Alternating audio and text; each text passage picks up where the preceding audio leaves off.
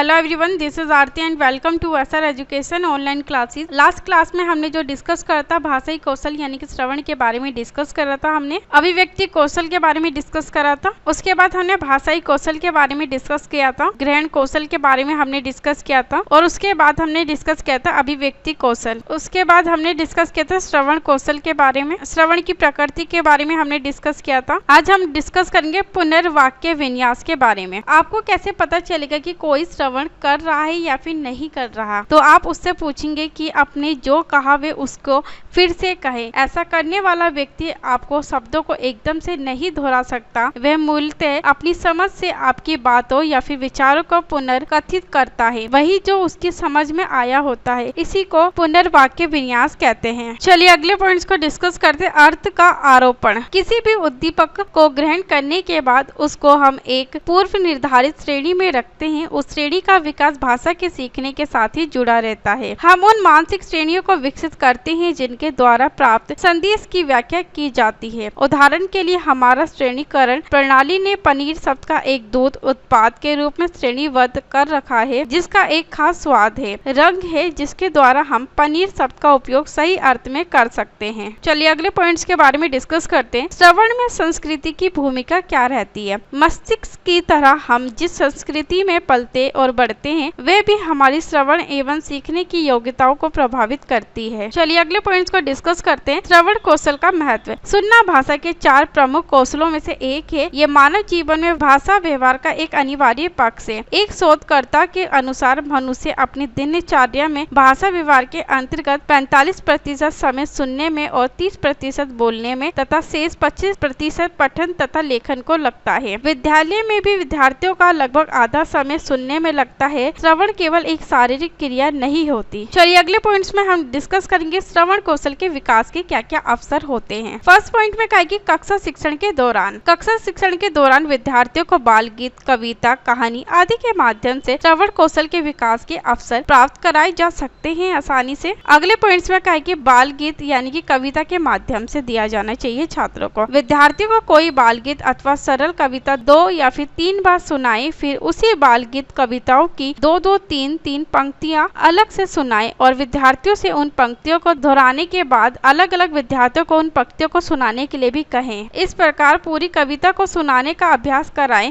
पूरी कविता सुन लेने के बाद सामान्य बोध के प्रश्न पूछकर पता लगाएं कि विद्यार्थियों ने कविता को कहां तक समझा है। चलिए अगले पॉइंट्स को डिस्कस करते हैं। कहानी के माध्यम से श्रवण कौशल विकास के लिए कहानी एक अत्यंत उपयुक्त साधन है। बच्चों को कहानी सुनना सदा ही अच्छा लगता है, किंतु कहानियों का चयन करते समय ये ध्यान रखें कि कहानी ऐसी हो जिसको सुनने में विद्यार्थियों में उत्सुकता एवं कौतूहल बना रहे। उनमें ये जानने की इच्छा रहे कि कब आगे क्या होने वाला है। विद्यार्थियों को सामान्यतः राजा रानी की कहानियाँ, रोमांचक कहानियाँ, लोक कथाएं आदि रुचिकर एवं प्रिय होती है। चलिए अगले पॉइंट्स को डिस्कस करते हैं। कक्षा में कहानी सुनाने के पश्चात विद्यार्थियों से कहानी पर किसने कहा, किससे कहा और कब कहा, क्यों कहा जैसे कुछ सरल प्रश्न पूछना उचित रहता है। विद्यार्थियों को बारी बारी से कहानी को छोटे छोटे अंशों में सुनाने के लिए भी कहा जा सकता है और इस प्रकार पूरी कहानी जो है वो सुनाई जा सकती है। चलिए अगले पॉइंट्स को डिस्कस करते हैं। किसी एक कथन को विभिन्न मनोभावों में व्यक्त करके। वक्ता के मनोभाव, हर्ष, क्रोध, आश्चर्य आदि को समझना श्रवण कौशल का एक प्रमुख पक्ष है। शिक्षक किसी एक कथन को विभिन्न मनोभावों जैसे आश्चर्य, क्रोध और हर्ष में व्यक्त करके ये पूछे कि कथन विषय में क्या मनोभाव व्यक्त हो रहा है। चलिए अगले पॉइंट्स को डिस्कस करते हैं। से शैक्षणिक क्रियाओं के दौरान। से शैक्षिक क्रियाओं द्वारा भी श्रवण शक्ति का विकास कराया जा सकता है। उदाहरण के लिए जिस एकांकी को विद्यार्थियों ने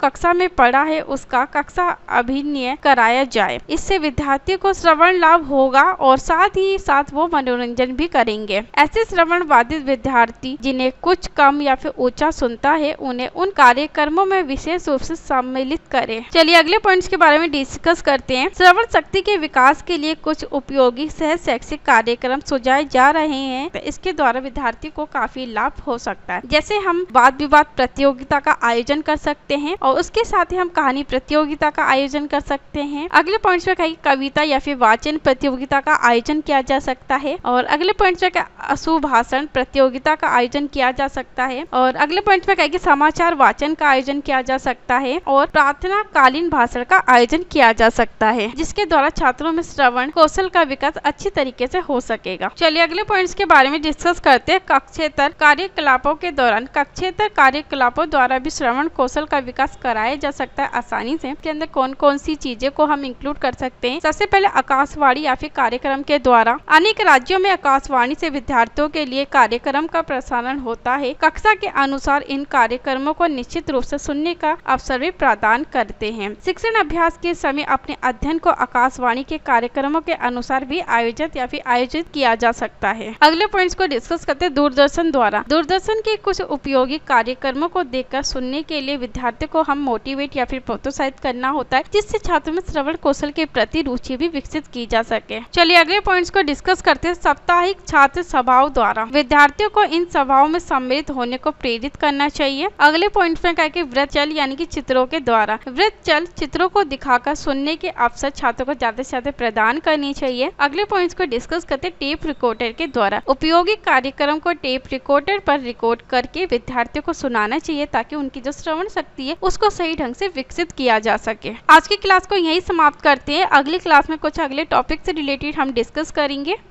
अगर आपको किसी भी सब्जेक्ट से रिलेटेड कोई पीडीएफ चाहिए, पीडीएफ के लिए आपको टेलीग्राम चैनल पर ज्वाइन होना पड़ेगा, जहां आपको डेली बेसिस पे पीडीएफ प्रोवाइड की जाती है। तो थैंक यू सो मच हमसे जुड़ने के लिए और अपनी तैयारी को बेहतर तरीके से करने के लिए हमारे साथ जुड़कर।